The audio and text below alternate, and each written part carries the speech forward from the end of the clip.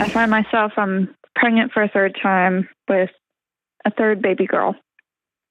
So I currently have 2 girls and the third one's on the way. And ultimately that's been a harsh reality to accept. I wouldn't even say accept is fully in my vocabulary yet.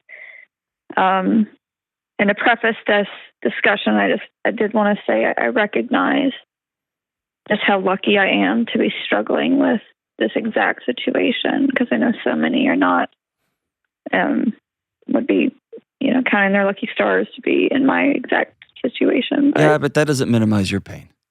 Yeah, and that's what I have to tell people. It's okay. It's okay. Tell me why such a heavy heart over having a third baby girl? And I'm going to apologize because I'm going to be teary-eyed. No, you're okay. I can't even see you. We're just talking on the phone, so you can have all the tears you want. You're going to hear it, I'm sure. I don't have easy pregnancies, and we have really, really challenging newborn phases. All of my children so far and projected by professionals will be born with something called severe infantile reflux, which is just, acid reflux for you and me can be deadly in an infant. And so first baby was almost admitted to the NICU as like a 4-month-old to have a feeding tube. And the choice to have another child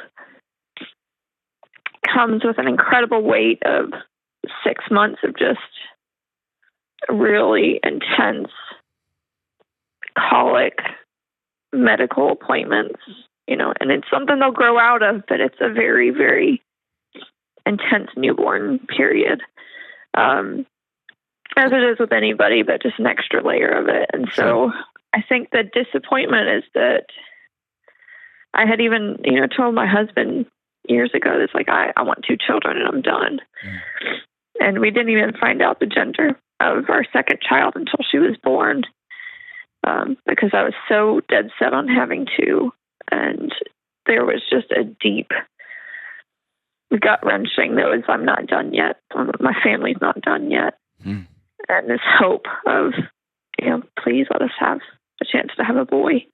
Oh, so you in your head, the picture of your family included a little boy. Always, yes. Okay. So when you found out you're having a third girl, y'all made a decision. Hey, we're going to go through hell again. We know, and y'all aren't like first time parents where it's like a lot of like Googling and a lot of like people telling you horror stories at the water cooler at the office. Y'all know this is awful. Yeah. And then you did it again. The newborn period that God had for us was way worse than anybody could have ever described. Sure. But they grow through it. Thank God they grow through it. Sure. And you have a very real. Yes. It's like you've been in 2 rounds with Mike Tyson and you're not knocked out, and so you're like, well, I know what's about to happen in round 3. Here we go. Right? Yeah. Basically. And I just felt like I'm a very faith-filled person. I felt like my prayers were, God, if I take this chance again, please let our family grow to what we have pictured. And I also have just the most wonderful husband. I pray that any young woman that's searching finds, a guy like mine one day. I'm so freaking lucky. And to not see him get the chance to pass that on to his own little boy cripples me. And I think that's just... So what I would tell you is you've got permission to be sad. You have permission that you had a picture that's not, and you did all the things in your power to manifest this thing, right? You prayed for it. You like wished for it really hard. You went again, like, you're going to put your body through tough times, and often with this kind of severe, when your baby's in pain and you've got 2 other little ones, the postpartum risk is higher. Have you experienced that in the past too? Yeah. Yeah. So like, I think being sad is okay. And if for nothing else, have that permission. And what I will tell you is I haven't met anybody. I'm sure they exist. I'm confident that some people are going to blow up the comments of this thing. Fine. By the way, will you make me a promise not to read the comments on this particular call? Yeah, Okay. I know people are going to be, Doesn't matter. This poor child gets born into a family where they're not wanted. That's not the case. No, I know not the case at all. And you're going to want this baby and you're going to be a great mom. Absolutely. Totally it's just there's also this heartache that I have found, and this is through my PPD, my postpartum depression experience was, the more I pretend everything's okay, the harder it becomes for it to not be okay and to actually heal through it. That's right. So this is the first time I'm actually taking a socially unacceptable thing to say. It's like, I'm not excited about having another baby girl. I'm not. So let me tell you, there's millions of mothers who have that same, or husbands, dads who have that same, it was not my picture. Yeah. And it doesn't mean you're broken or wrong. If the baby's born and you reject this kid, then you got a problem. But that's not going to be you, right? Your disappointment is okay. It's what happens if you choose to meditate on that disappointment. If every discomfort you have, every kick you have in your tummy, every doctor appointment you have, if you begin to hate and rage, that's when you need to go sit down with somebody and take some professional precautions there, okay? Okay. Because right now, just being sad, like, oh my gosh, I was supposed to be this picture. That's the same as, I don't want to minimize it. The story of being a parent is I have a picture for what my family's going to look like, and that picture almost is never realized. Yeah. Right? And so you find grief, which is right, and what we often don't feel, and society especially tells us it will never come, is that there's healing on the other side of this. You'll laugh again. Yeah. This third little girl will be chaos and a mess and super fun. Or she'll be quiet and reserved and oh, thank God. Yeah. Right? And for whatever it's worth, last night I had dinner with one of my closest friends. It was a couple friends, and all three of their kids came over. He is the most avid sports fan I know. The most avid sports fan. And all three of his young daughters showed up. And he loves them, and they are so fun and so brilliant. And so these things that I thought I wanted, I think the key to life is keep being open-handed about what we get. Yeah. Right? And so your grief's okay. I'm going to ask you a really hard question. Do you already have a name? No, and that's part of, Did you already have a name for that little boy? Yeah. What was the name? I don't want to say it because I don't want to have to keep crying that I don't get to use it. Well, here's what I want you to do. I want you to write him a letter.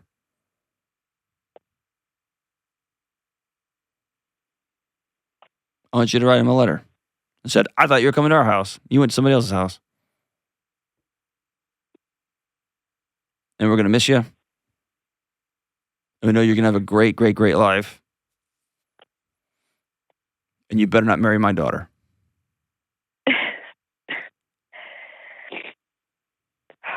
Because here's the deal.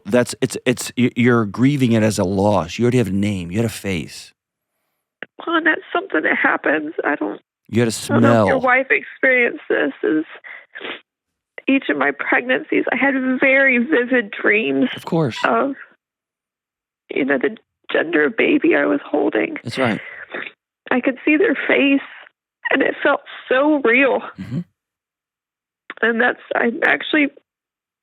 I was convinced I was pregnant with a boy, and I think that's another layer of all this. It feels like I have lost a person because that it was so clear. You lost a dream. Yeah. And I'm a believer in grieving lost dreams too. Oh gosh. Okay. But listen, if you don't let this picture you have, if you don't let this person, if you don't let this experience, this picture, this dream metabolize, yeah, My fear is you hand it to this sweet, amazing new daughter you're about to have for her to carry, and that's not hers to carry. Yeah. And I think that's ultimately why I called you, is that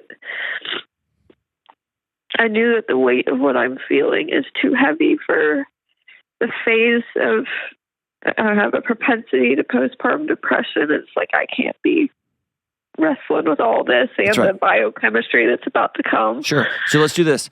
Let's do this. You have an amazing husband? Do you have girlfriends? Yeah. A couple. Okay. I want that to be the chief focus of the next 2 to 3 months for you. Getting other women in your life that you can text, call, talk to, chit-chat with, whatever. Okay? Yeah. And I want you to honor them. We rob people when we don't ask for help, because it's one of the greatest gifts in the world we can get. We can receive is when somebody says, "Hey, can you help me?" That's a great gift. Not so great when they ask you to help them move, but any other request, can you help me? I want you to find a couple of women that you say, "Hey, I'm going to text you crazy hours of the night." Will you? I hear you. This is my hesitation towards what you're asking me. And there's other people that probably are in the same shoe that need to hear your answer. I psychologically have been through a battlefield in the last year. Mm-hmm. If I were to ask for support from friends in that way, what ends up happening is the minefield that I open up chases people away because it's just too heavy. Yeah, but hold on. Yeah, your friends aren't to throw grenades to. Okay? It's chased a few people away that were my support, which is why I'm hesitant to answer that question, because the friendship landscape has changed recently. It has changed, but did your burdens chase people away? The things that you're challenged with chase them away, or was it your lack of willingness to go head into these challenges, to go meet with a therapist, to go meet with a doctor? The burden, yeah. You get what I'm saying? I do, because I was doing those things that you're saying, and I was reaching out in these friendships. And so now I'm at this weird place where I have to be very trepidatious about what I share. That's not true. That's not true. But you have to be willing to deal with it when it gets heavy. Here's what I mean. Okay. If you have somebody you say, "I'm having an anxious attack, an anxiety attack, and I'm pregnant again. I got 2 knuckleheads running around." Yeah. And one of your friends texts you and says, "Thank you so much for sharing. Have you gone for a walk?" And you say, "I can't," right? Or, "I'm thinking about hurting myself." Okay, cool. I'm calling the doctor. No, you can't call the doctor. If you're really my friend, you can't call a doctor. So if you're putting heavy, heavy burdens on people, and they're willing to walk with you, but you won't go do the next thing, which is, I need to go talk to a physician. I need to go talk to a psychiatrist. I need to go talk to my OBGYN right now. I need to go for a walk. Then people begin to back out because they've reached the end of what they can do to help you. Do you get what I'm saying? Yeah. What I don't want you to do is to look at the next 6 months as a automation. Like, this is just, I'm on a boat on a river that I've been down before, and there's an inevitability to what's about to happen. Okay. What I would love for you to do is say, okay, I got in that same boat the first 2 times. I'm going to try a different boat this time. Doctor, I want an exercise routine, and I want somebody to call when I start having tough thoughts. I'm going to be silly about sleep. I'm going to call a high school kid to come over and play with my little ones while I can take a nap. Like, I don't know what must be true in your world to be well, but what if you flipped it and said, these are going to be non-negotiables because I negotiated on them last time and I saw that end result. Yeah. Because I hear in your voice like a resignation. I think I've tried everything I know to do. Okay. Let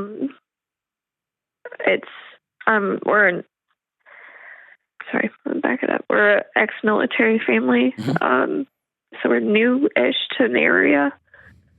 And when you don't have deep roots somewhere, those connections to just be able to call somebody and pull that trigger to get the help. It's not always an easy thing. That's right. It's tough.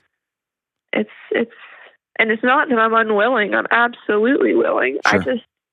When's the last time you went and talked to a professional licensed counselor? Oh, last week. Okay. Yeah, I'm not kidding. It's been a minefield. I'm on all the, check all the boxes on the programs. But I'm with you. I want you to go. Doing everything I can, but my life can only, if it just doesn't exist, it doesn't exist. I got you. But here's what I want you to do. I want you to sit with your counselor, and I want you to tell your therapist that I had some friendships that I blew up over the last year, that they didn't seem able to hold my friendship, the needs I have. And I want to work on that. I need to find out. I need to parse through with you. I need you to help me look at this from a different angle. Was it me? Was it my friends? Was I not doing what was it? Because maybe your friends are jerks. They're like, I don't want to deal with your drama. And they left. Fine, let them go. Or it was, man, we keep wanting to walk alongside you, but you're not willing to take another step. You just want to dump your trash in our yard, and we're not going to do that. But talk with your counselor about it. Work through those things individually. Work through them. I think that's been fantastic. And I guess, yeah, it is so easy for me on this side of this to say that. I know that. But when I know I've experienced something once and I've experienced something twice, maybe it's a personality thing. I don't want to just give into the inevitability. Then I'll do it all different next time. I'm going to do all of it different next time and just see. Because I already know what's going to happen here. Maybe I can get lucky with the other side of it. And that's not an indictment on you not doing any work. I know you've been working your butt off for the last year. Millions and millions and millions and millions of people have been working so hard. But sometimes it's just a realization, all right, that way didn't work. That way's not working. So I'm going to try this way. And you have an amazing husband, which is awesome. And there's going to come a moment when you guys continue to lean in. Here's your 2 letters. I want both of you and your husband to write a letter to this little boy. You'll have a name. You had it picked out. And cheer this little boy on wherever this little boy happens to be in the cosmos. And then I want you to write a letter to this little girl. Your new baby that's coming.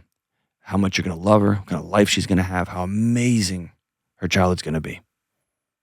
And begin to prep yourselves for, we're going to be super girl dads, super girl moms, girls everywhere in the house.